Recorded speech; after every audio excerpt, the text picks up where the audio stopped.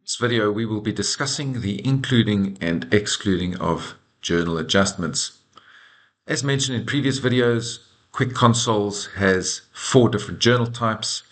We have IFRS, pro forma, normalization, and cash flow journals. I've gone ahead and run a P&L for us based on these companies that you see on the screen. And you would notice that we always have a separate column for our intercompany eliminations. And if you are processing pro forma journals, those are always contained in a separate column on our stack up, our year-to-date report.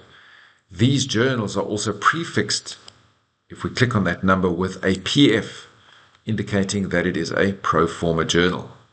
And that way we are able to separate or split out any journals that we know are consolidation journals specifically. You will also find the other journals having similar prefixes, such as IFRS, as you see on the screen here, and of course norm for normalization, and CF, cash for cash flow journals.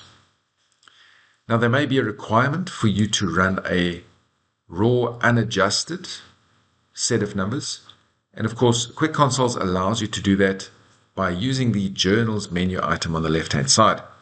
So in the previous video we discussed setting all your report parameters, and if you would like to deselect some of these journal types, that's where you do it, and you will see that we will deselect all 3 journals and we will then rerun our report.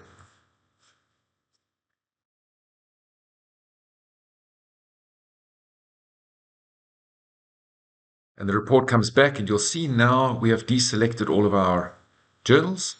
The pro forma column actually disappears because there are no longer any journals that have come through from that perspective. And you will see that the previously included IFRS journal will also no longer be present if we drill down.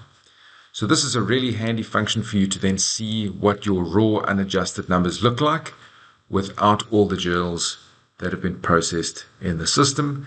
And essentially that is really just the trial balances that have been uploaded as your result set.